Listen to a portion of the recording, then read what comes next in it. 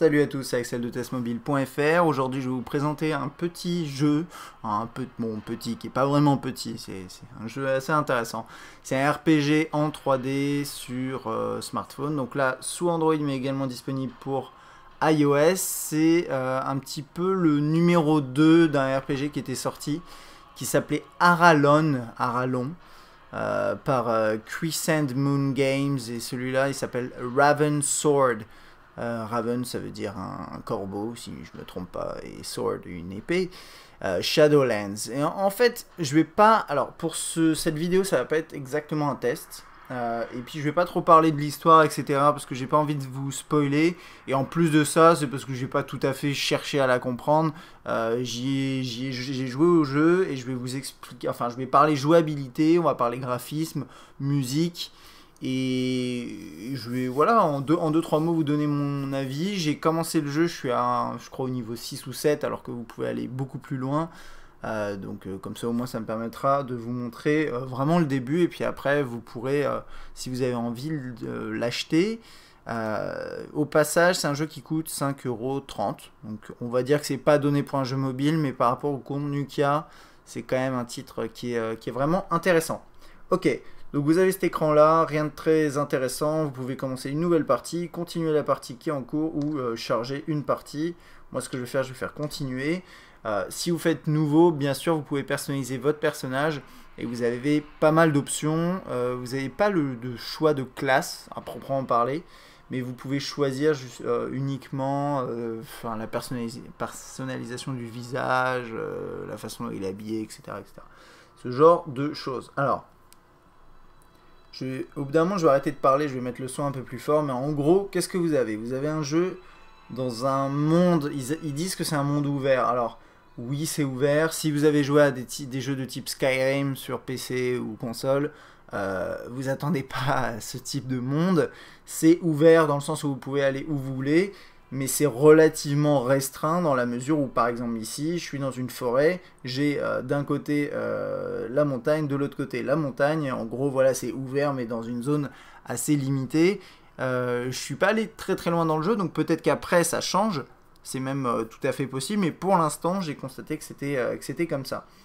Donc là, voilà. Et niveau graphisme, voilà, je suis sur un Xperia Z. Je trouve que c'est un jeu qui est vraiment vraiment réussi. On va se promener un peu et regarder. Je vais vous présenter l'interface également, vous inquiétez pas. Niveau fluidité, c'est plutôt sympathique. Et vous avez, je vais commencer à parler de l'interface du coup. Vous avez deux modes. Déjà, premier mode à la troisième personne, et puis un mode à la première personne, un petit peu type FPS, mais ça c'est un classique aussi des... Oh, le pauvre. C'est un classique des RPG de ce type-là. Si je fais encore référence à Skyrim, vous avez également les deux modes. Donc la première personne et troisième personne. Les deux modes se valent. Et bon, c'est une question de préférence, mais après, il y en a qui... Enfin, je trouve que par exemple là, si vous utilisez une arbalète ou une arme comme ça à distance, c'est quand même plus sympa, je trouve, de l'utiliser en mode première personne. Ça vous permettra d'être un peu plus précis, je trouve. Et si vous utilisez plutôt une épée ou voilà, ou un gourdin, quelque chose comme ça, c'est quand même plus pratique, je trouve, ce mode-là. Voilà. Ensuite, en haut. Alors, en haut, vous avez la boussole qui vous permet de voir dans quel sens vous vous dirigez. C'est pratique si, tout simplement, vous êtes en train d'explorer ou vous avez une direction à suivre. Vous pouvez utiliser la boussole. Et si vous appuyez dessus, alors, là, vous avez une sorte de carte que vous voyez pas très bien à la vidéo. Et de toute façon, même à l'œil nu, ça marche pas très très bien. Mais c'est en gros, voilà, c'est une carte du monde dans lequel on est. Et qui permet de se promener tout en visualisant l'endroit où vous allez. C'est pas mal dans l'idée, mais c'est intégré, comme vous pouvez le voir, de façon assez étrange. C'est une sorte de rectangle en opacité limitée qui se met sur l'écran. Et quand vous êtes en ville, c'est pas très très optimal, mais on va voir ça tout de suite après.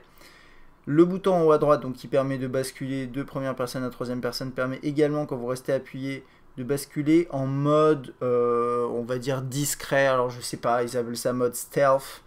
Vous vous cachez, et quand vous vous cachez, en gros, ça va vous permettre de faire des attaques avec beaucoup plus de... Ça, bon, déjà, ça vous permet d'éviter de vous faire repérer, mais ça permet également voilà, d'optimiser les dommages que vous causez quand vous faites une attaque. Bon, je pense que ça permet d'autres choses, mais je ne suis pas encore allé assez loin dans le jeu, mais ça permet de faire notamment ce genre de choses, et ça fait tout à fait penser à des jeux de type Skyrim, où c'est exactement la même chose. Quand vous êtes caché, vous faites plus de dommages. Donc ça, c'est pour cette partie-là. Là, vous pouvez sauter. Ces boutons-là peuvent pas changer de place, hein. C'est vraiment fixe. Par contre, là, vous pouvez vraiment, pour bouger, vous pouvez toucher où vous voulez. Et pour regarder autour de vous, c'est sur la partie droite de l'écran, c'est divisé en deux. Vous pouvez mettre votre doigt où vous voulez. Et d'ailleurs, bah, c'est un petit peu compliqué parce que c'est soit vous le mettez, enfin vous utilisez cette zone là mais vous avez ces boutons qui peuvent gêner, soit vous utilisez là mais vous avez votre doigt qui est en plein milieu de l'écran. C'est pas forcément idéal, je trouve, mais bon. Donc ça c'est pour avancer, reculer. Vous n'êtes pas obligé d'utiliser toujours cette partie là puisque si vous double tapez ici, il va courir tout seul. Et ensuite vous avez juste à ajuster ça, et c'est quand même pratique je pense, parce que sur ce type de jeu vous passez quand même pas mal de temps à courir, même si c'est pas nécessaire, vous allez le voir. Alors, vous avez des actions ensuite, donc là par exemple j'ai tué un sanglier, j'appuie ici, et je peux ramasser ce qu'il y a par terre. Donc ça c'est vraiment le truc classique, quand vous tuez un ennemi, ou quand vous voulez ouvrir un coffre, ou une porte, vous avez ça. Et là par exemple dans le cadre d'un objet à ramasser, vous avez ça qui s'affiche. Donc là j'ai la viande, et j'ai également, c'est quoi, c'est la peau, c'est un truc comme ça, voilà. Vous pouvez revendre tout ce que vous ramassez, plus ou moins. Pour l'instant j'ai pas vu d'objet que vous pouvez pas revendre, mais à mon avis vous pouvez pas tout revendre. Mais ça vous permettra soit, donc là par exemple la nourriture ça vous permet de survivre tout simplement, je vais en parler juste après, et dans le cadre d'autres objets, bah, vous pouvez les revendre, les utiliser, etc. Donc là vous pouvez faire soit take celui que vous avez sélectionné, soit take all, et donc on sélectionne tout, et on prend tout avec nous. Je sais pas niveau inventaire si vous avez quelque chose de limité. Je crois que si, puisque j'ai wait, et là il y a 160 sur 180 à mon avis, voilà, après on est surchargé, mais il a quand même beaucoup d'espace de stockage. Donc là j'ai ouvert ce menu principal, et juste avant de parler de ça, je vais parler de la nourriture, puisque j'ai dit que j'en parlerai. Alors en fait, vous ramassez la nourriture au cours du jeu en tuant des animaux ou en achetant, mais vous pouvez pas la manger, en fait ça va la manger automatiquement quand vous avez besoin de manger. Quand vous avez besoin de vous nourrir, ça va écrire en haut, il y a une unité de nourriture qui a été mangée, etc. Qui a été consommée. Et en fait, ça vous permet tout simplement de survivre. Si vous n'avez pas de nourriture dans votre inventaire, au bout d'un moment, le personnage il pourra plus rien faire, vous pourrez plus vous défendre, vous n'avez plus d'énergie, vous n'avez plus rien. Et donc si vous rachetez pas de la nourriture, ou si vous n'en trouvez pas, vous allez finir par mourir, ou tout simplement vous pourrez pas jouer. Donc c'est pas, voilà. Donc il faut toujours avoir la nourriture sur soi. Donc là par exemple j'en ai un peu ici, j'en ai là, voilà. Donc ça c'est l'inventaire. Vous pouvez sélectionner un objet et l'équiper ou le déséquiper. Enfin, je sais pas comment on peut dire ça d'ailleurs. Mais en gros c'est ça. On peut améliorer des objets. Mais par contre ça faut trouver des gems. Alors gems comment on dit en français, je sais plus, pas des minerais mais des joyaux. Ouais, c'est des espèces de joyaux. C'est un peu le même esprit que Skyrim, comme je vous disais. Il y a ce côté médiéval avec voilà, des armes, on va dire épées, etc.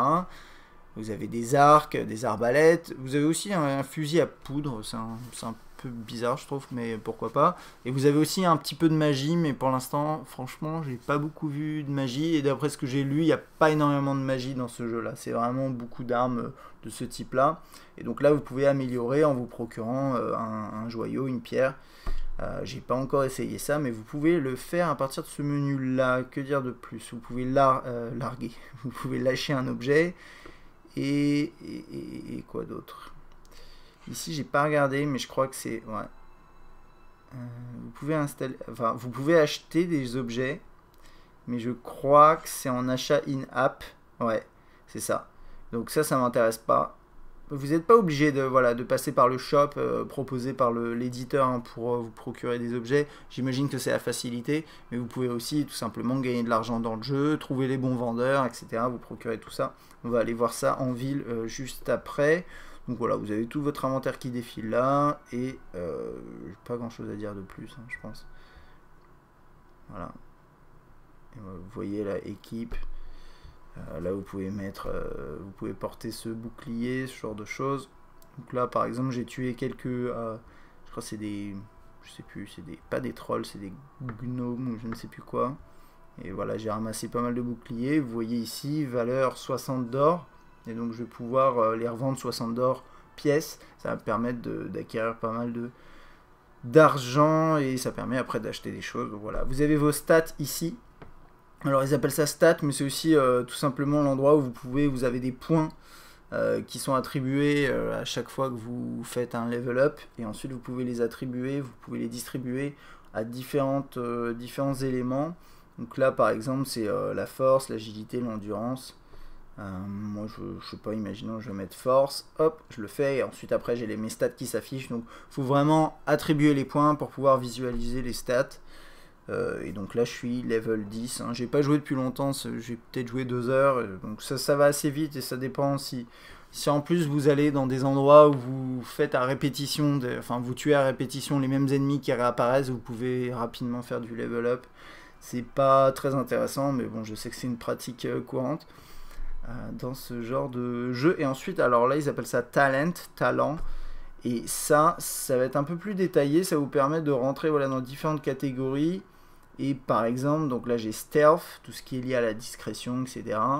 Et je peux ici, des Master Thief, mettre un point de talent pour tout ce qui est lié à quand vous voulez voler ou faire du pickpocketing, voler des objets à quelqu'un.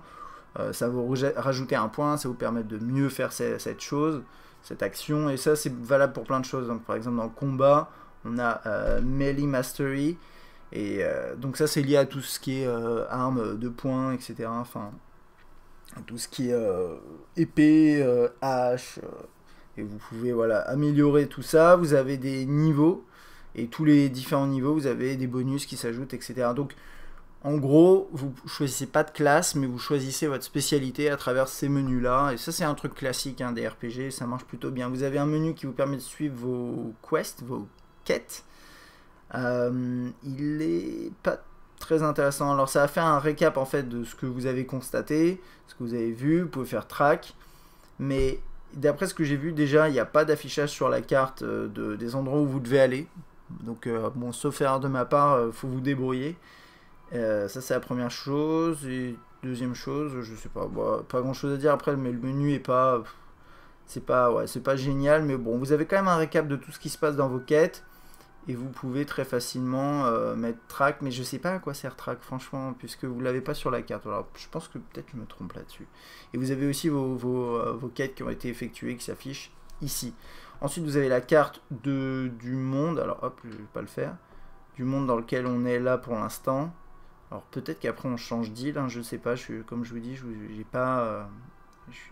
suis pas allé beaucoup plus loin pour l'instant. Et tous les lieux que vous avez visités, vous pouvez faire du fast travel, donc vous téléporter tout simplement, et ça c'est quand même vachement pratique parce que ça évite de perdre du temps. Et donc je vais vous montrer rapidement du coup la ville, hop, je fais comme ça. En termes de chargement, il y a quand même quelques chargements. Donc là, je suis en train de passer on va dire, dans un univers à un autre, d'une certaine façon. C'est les chargements, on va dire, les plus longs, en mettant de côté le chargement de départ. Et c'est pas non plus excessif. Sur le Xperia Z, ça marche assez bien. Si vous, ensuite, quand vous rentrez par exemple dans une grotte au sein d'un même territoire, il y a un chargement qui est un petit peu plus court que celui-ci. Donc ça reste décent, je trouve. Donc voilà, là je suis dans une ville, je vais pas trop, bon, je vais me promener, je vais vous montrer rapidement ce que vous pouvez faire. Par exemple là, hop, je vais aller voir Nicolas. Donc au niveau des voix, il y a, en fait généralement quand une discussion commence, à part si c'est très important, il y a la voix qui est doublée, donc tout est en anglais par contre.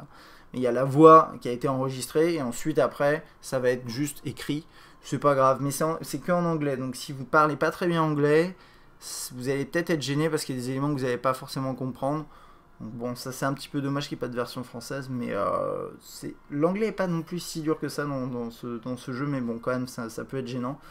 Et là, donc là par exemple, il y a beaucoup de gens que vous avez croisés qui sont juste plantés à un endroit précis, vous pouvez acheter, vendre des choses. Donc là par exemple, je peux lui vendre n'importe quoi. Et hop, typiquement, là je vous avais dit que j'avais des boucliers qui valaient 60. Donc là je peux lui vendre pour 60, enfin, c'est écrit juste ici. Ça me permet voilà, de vendre. Alors si vous voulez en vendre plusieurs, vous êtes obligé de faire comme ça. Et là on voit le compteur d'or qui augmente. Et si vous voulez acheter des choses, bon lui il vend de la nourriture. Au début du jeu, vous n'êtes pas vraiment obligé d'acheter de la nourriture puisque vous pouvez vous en procurer rapidement, enfin facilement. Désolé pour les reflets, c'est pas évident. Et donc voilà, et ouais, comme je disais au début, c'est mieux d'aller vous promener et de faire le plein de nourriture parce que apparemment après dans le jeu, d'après ce que j'ai lu, vous n'avez pas vraiment cette possibilité de trouver de la nourriture en vous promenant. Faut vraiment tuer, enfin faut vraiment acheter. Et ça devient bien plus compliqué après. Donc là par exemple je suis dans une ville et donc j'ai une carte un peu plus complexe. En fait c'est pas très... Enfin là ça va, ça marche bien, mais parfois ça manque un peu de fluidité quand vous avez la carte en vue, enfin superposée comme ça, quand vous êtes dans une ville où il y a quelques bâtiments. Mais sinon globalement c'est fluide. Moi j'ai toujours une crainte avec ces jeux où vous manipulez tout à l'écran comme ça, hein. De toute façon on est sur du full tactile dans tous les cas. Là c'est quand même pas mal et puis graphiquement je trouve que c'est réussi. Voilà.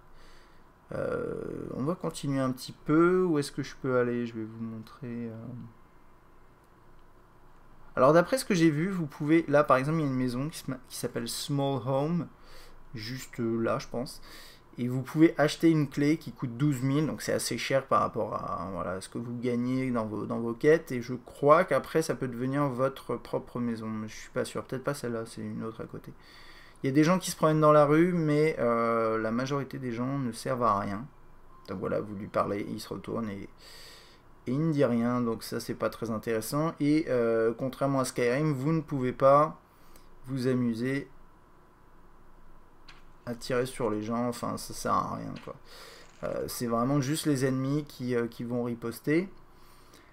Par contre, si vous vous mettez à voler dans les maisons des gens, si vous avez aucun talent lié à ça, vous allez vous faire griller très facilement et après en fait vous pourrez plus, enfin vous avez un système de réputation et apparemment vous pouvez aller en prison, ce genre de choses. Et sur les serrures, là par exemple il y a écrit easy, ça veut dire qu'elle est facile à ouvrir avec un système de crochetage.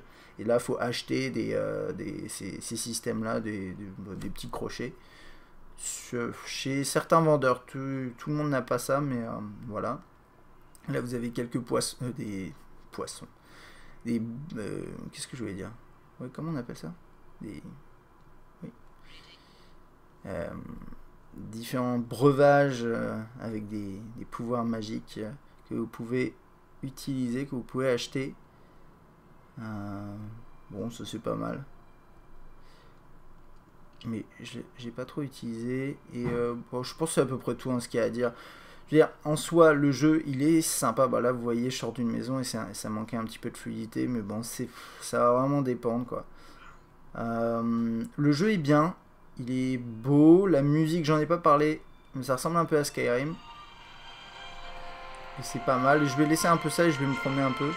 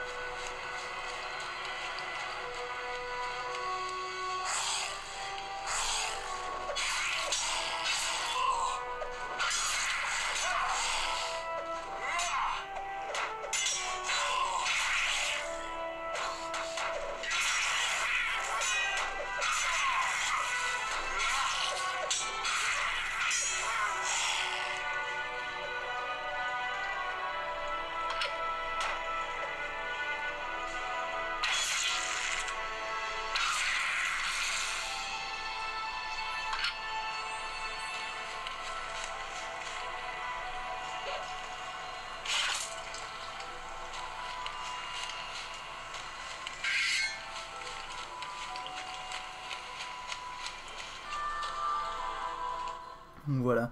Là, donc c'est un endroit typique où il y a des... Ils appellent ça quoi? Des goblins, des gobelins.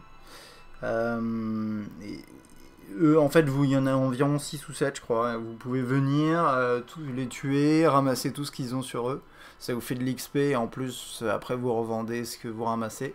Et après, vous ressortez du monde, vous revenez et ils sont toujours là. Donc c'est voilà, ce genre de truc. En tout cas, au début du jeu, vous pouvez faire ça. Après, je sais pas si vous pouvez le faire après, mais ça permet très facilement d'engranger des ressources, enfin en tout cas de l'argent pour la suite du jeu. Alors là, par exemple, c'est des monstres, enfin, c'est des ennemis très faciles à battre.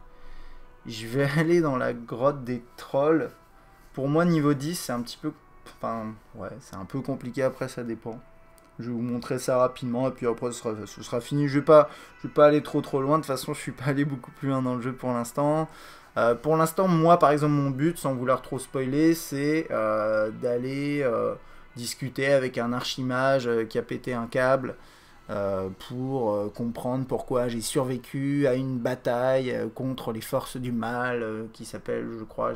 Bah, justement, en fait, après, là, on est dans ce monde-là, qui est plutôt mignon, et puis après, on va basculer normalement vers tout ce qui s'appelle Shadowlands, le territoire des ombres, on va dire, où ce serait un petit peu plus difficile, un peu plus glauque, on va dire. Et donc ça, je pense que ça peut être sympa, mais bon, voilà, je me suis arrêté là pour l'instant. Et j'arrive pas à le... Je sais pas pourquoi il me fait un truc bizarre avec l'arme.